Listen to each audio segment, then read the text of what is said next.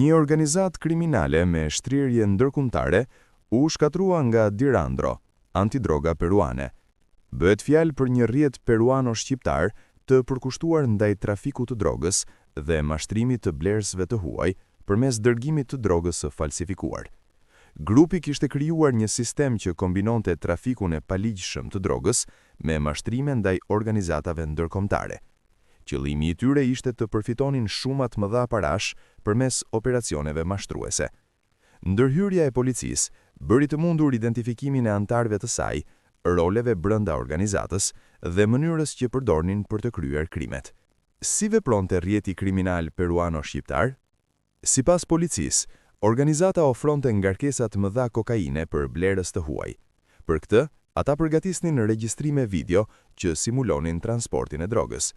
Këto video tregonin ndërgesa të supozuara nga zonat e provimit deri në portin e Callao.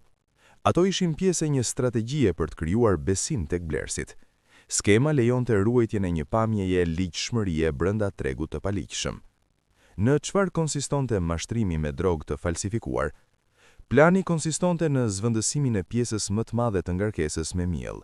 Vetëm një nga paketat përmbante drogë të vërtetë. Në këtë mënyrë, synonin të mashtronin blerësit pasi kishin marrë pagesat paraprake. Sipas hetimeve, organizata kishte marrë tashmë më shumë se $60.000 nga këto transaksione. Kush e përbënte këtë organizat? Mes të përfshirëve ka shtetas peruan dhe të huaj. Një nga operatorët kryesor ishte personi me nofkën Pantro, i ngarkuar me grumbullimin dhe koordinimin. Gjithashtu merrte pjesë një shtetas shqiptar që vepronte si financues në vend. Një tjetër antar operonte nga Kolumbia. Secili kishte funksione specifike brenda strukturës kriminale. Si arriti policia ta shkatrojë rrjetin? Dirandro kreu një punë inteligjence që bëri të mundur identifikimin e lëvizjeve të organizatës.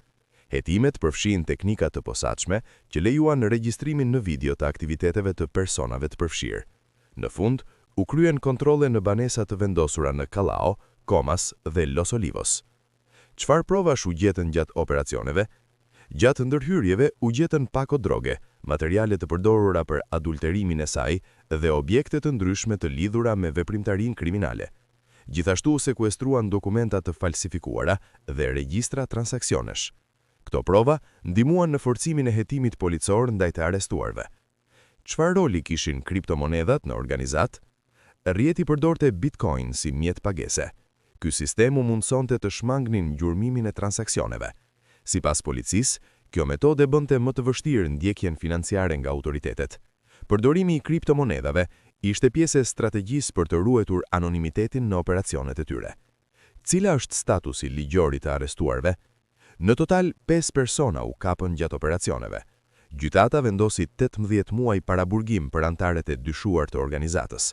Rasti vazhdon të jetë nën hetim, ndërsa po përcaktohen përgjegjësitë penale përkatëse.